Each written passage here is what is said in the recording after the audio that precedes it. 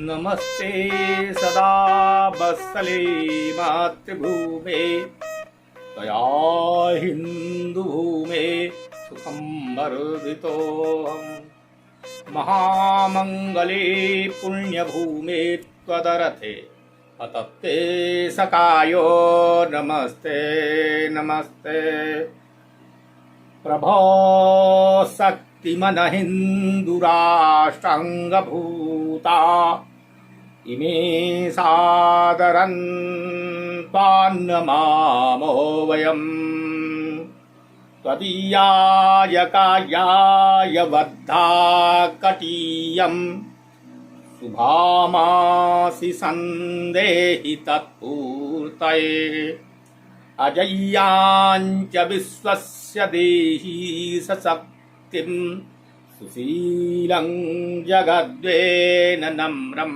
भवेत् सुतं चैव यत्कण्टकाकीर्णमार्गं स्वयं स्वीकृतन्नः सुगङ्कारयेत् समुत्कर्षनिःश्रेयसैकमुक्रं परं साधनं नाम वीरव्रतं तदन्तःस्फुरत्क्षयाधेय निष्ठा हृदन्तः प्रजागर्तु तीव्रानिशिं विजेत्री क्षणः संघता कार्यशक्तिर्विधायास्य धर्मस्य संरक्षणम् परं वै भवन्नेतुमेतस्वराष्ट्रं समर्था भवत्वासि सा ते व्रतं। भारत माता की जय। इनकी परंपरा में अनेकों विद्वान निकले जो आज भी आर्य जगत का गौरववर्धन कर रहे हैं। स्वामी ब्रह्मानंद सरस्वती, स्वामी अखिलानंद सरस्वती ने अष्टाध्यायी की पद्धति को पुनर्जीवित किया और युगों युगों से बंद पड़ी आर्ष पद्धति को पुनः प्रारंभ किया। ये स्वामी दयानंद शिष्यों की सरस्वती के शिष्यों की ही देन है। आज भी पंडित रामनारायण आर्य, मिश्री रोहतक ने अंग्रेजों के द्वारा किए गए कृत्य को, कांग्रेसियों के द्वारा किए गए कुकृत्य को किताब लिखकर उसका भंडाफोड़ किया। उसका नाम इंडिया फ्रीडम विहॉक्स है। आज तो बहुत से व्यक्ति कहने वाले मिल जाएंगे कि भारत डोमिनियन स्टेट है, कुछ शर्तें हैं। किन शर्तों के साथ अंग्रेजों ने कांग्रेस को सत्ता स्थानांतरित की थी। आज के इन विद्वानों में अनुज धर है, संजय दीक्षित है, मनीष संदीप देव जी है, बहुत से लोग हैं। लेकिन उस समय केवल पंडित रामनारायण आर्य ही थे जिन्होंने अंग्रेजों के कृत्य और कांग्रेसियों के कुकृत्य को भंडाफोड़ किया। हम पुनः अपने नए विषय पर चल रहे हैं जो हमने पहले कहा था, बोर्डन ट्रस्ट। तो बोर्डन ट्रस्ट की अब कारगुजारियों के विषय में हम पुनः चर्चा करेंगे। बोर्डन ट्रस्ट भारतीय ग्रंथों का जो बहुतायत में अपने मन का अनुवाद कर सका और पूर्ण रूप से उसको अंतिम रूप दिया, तब उन्होंने इलाहाबाद, काशी और कलकत्ता आदि कई जगहों में अपने विद्यालय खोले। और मक्कारी ये देखिए, अपने विद्यालय में अपने ही अंग्रेज या उनके समर्थित तलवे चाटने वाले व्यक्तियों को पढ़ाने के लिए नियुक्त किया। जब वे अंग्रेज अध्यापक नियुक्त हुए तो जो पढ़ने वाले थे उनके बीच में, यानी शिष्यों और पढ़ाने वाले टीचरों के बीच में संघर्ष होता था। वो अंग्रेज शिक्षक भारतीय विद्यार्थियों का जवाब नहीं दे पाते थे। भारतीय मनीषियों ने उनको शास्त्रार्थ के लिए ललकारा, पर अब्राहमिकों में शास्त्रार्थ नाम की परंपरा नहीं है। वो जो कहते हैं वही सत्य है, उससे कोई विचार नहीं होना चाहिए। तो ये स्थिति आई, और जो शास्त्रार्थ करने के लिए उद्यत थे कि दूध का दूध और पानी का पानी करो, आओ मैदान में, एक मंत्र हम पढ़ते हैं स्वस्वर, और तुम भी स्वस्वर पढ़ करके दिखाओ, अगर तुम में क्षमता हो। मैं व्याख्या करता हूं, तुम भी व्याख्या करो। एक भी मैदान में नहीं आए, और जो कृत्य किया वो भारत के इतिहास में काले अध्यायों से लिखा जाने वाला इतिहास है। उन विरोध करने वाले लोगों को, मनुष्यों को मारा गया, पीटा गया, जेल में डाला गया, जैसा कि आमतौर पर सत्ताएं करती रहती हैं अपने स्वार्थ सिद्धि के लिए। अब तक उनकी राजनीतिक मनमानी चल रही थी, अब वो एकदम बौद्धिक दक्षता पर उतर आए। ये हमारे देश के बौद्धिक हालात थे राष्ट्रीय स्वयंसेवक संघ के बनने के प्रथम। अब हम न्याय और प्रशासन के विषय में चर्चा करेंगे।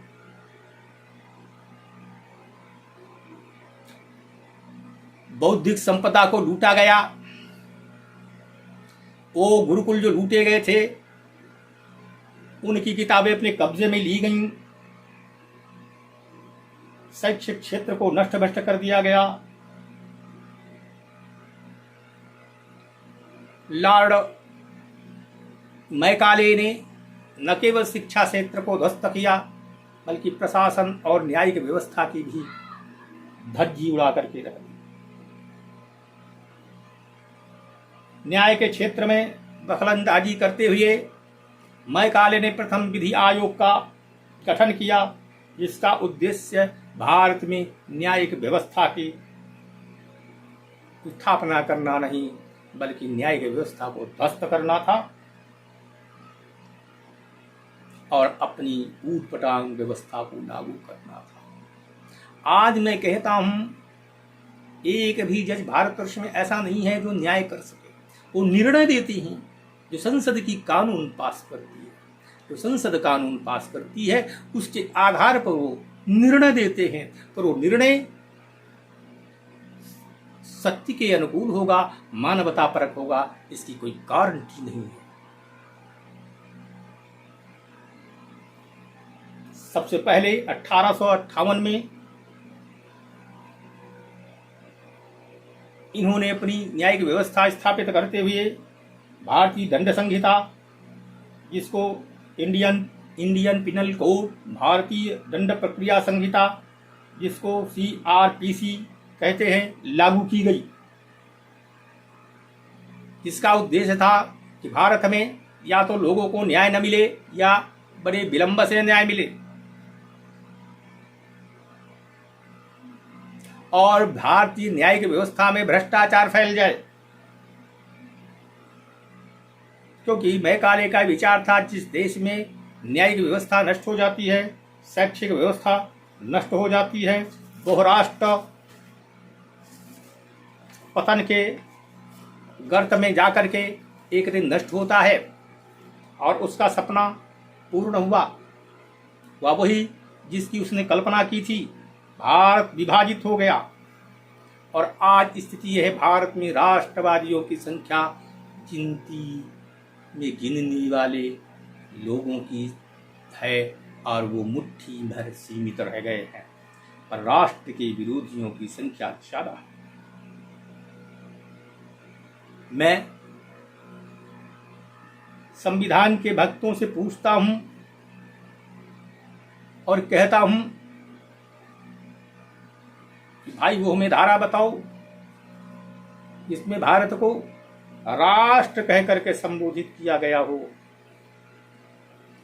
और अंग्रेजों की न्याय व्यवस्था की जब हम चर्चा करते हैं तो राजा नंद कुमार के केस की भी चर्चा होती है और किस प्रकार राजा नंद कुमार को न्याय नहीं मिला, उसको जबरदस्ती फांसी दी गई, जिसके निंदा ब्रिटेन के लोगों ने भी की, लेकिन ब्रिटेन के लोगों ने कभी इसके लिए खेद नहीं व्यक्त किया।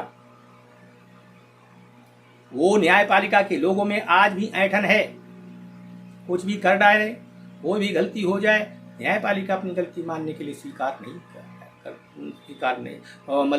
नहीं करती और वो अपनी गलती मानने के लिए तैयार भी नहीं है।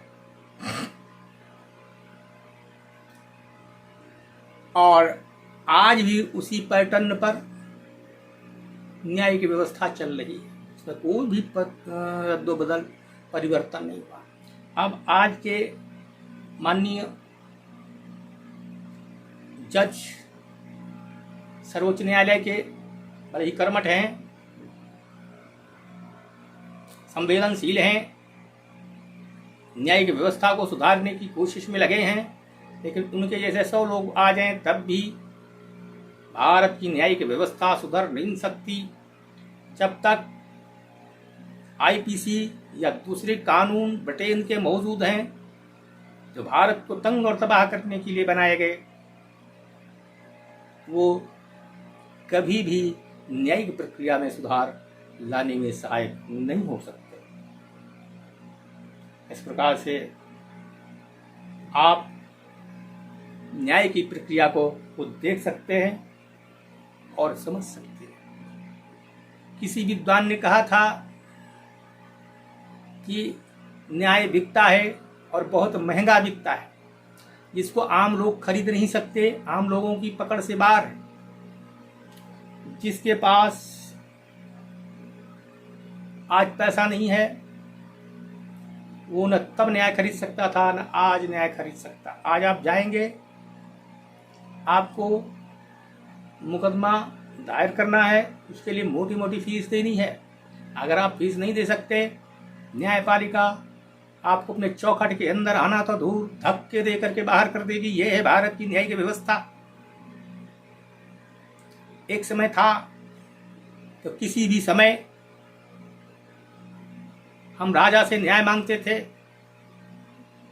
भारत के राजा ने तो इतिहास में प्रसिद्ध है, एक घंटा बांध रखा था अपने महल में और उसको जो बजाता था राजा आधी रात में उठ करके आता था, उसकी समस्या को हल करता था। आज तो विचित्र कहानी है। आज अदालतें खुलती हैं आतंकवादियों के लिए, किसी गरीब व्यक्ति के लिए अदालतें कब खुली रात में? ये न्यायिक प्रक्रिया के महारथियों, न्यायमूर्तियों, न्याय प्रेमियों को, आम जन को जवाब देना ही पड़ेगा। ये जवाब देने के लिए आप बाध्य हैं। ये मैंने न्यायिक प्रक्रिया के कुछ अंश की बात की। अब मैं आर्थिक हालातों की बात करता हूँ। भारतीय कर व्यवस्था जो बनाई गई, बहुत ही दयनीय स्थिति भारतीय नागरिकों की हो गई। उसको लूटने के लिए बनाया गया। भारतीय कर अधिनियम लागू किया गया, जिसके आधार पर अत्यधिक कर लगाया गया। आज भी दुनिया में सबसे ज्यादा टैक्स भारत के लोग देते हैं। जो मेधावी हैं, जो उद्यमी हैं, वो भारत में इसलिए उद्योग नहीं करना चाहते कि यहाँ टैक्सों की भरमार है। आज के समय में भी नाना रूपों में उद्योगपतियों से, नागरिकों से टैक्स वसूला जा रहा है, जो भारत के लिए सौभाग्य का नहीं दुर्भाग्य का कारण है। यहाँ तक कि मुगलों के काल में भी जो किसान थे वो फल के रूप में अपनी लगान देते थे, पर पहली बार ब्रिटेन ने अपनी फसलों को कर के रूप में लेने से इनकार किया। उन्हें सोने और चांदी के रूप में कर लगाया। इससे भारतीय किसानों की कमर टूट गई और भारत की स्थिति बड़ी दयनीय हो गई। जो भारत पूरे विश्व में 33% वाणिज्य व्यवस्था का दखल रखता था, आज अंग्रेजों की कृपा से 6 और 7% की वाणिज्यिक व्यवस्था का मात्र अधिकारी रह गया है। ये आर्थिक क्षेत्र की स्थिति है। न्यायिक क्षेत्र में अंग्रेजों ने इंपीरियल सिविल सर्विसेज की स्थापना की और 1858 में ये सारे न्याय सेवा के क्षेत्र स्थापित हुए, जिसमें सब अंग्रेज ही थे। इनको भारतीयों से कोई लेना देना नहीं था।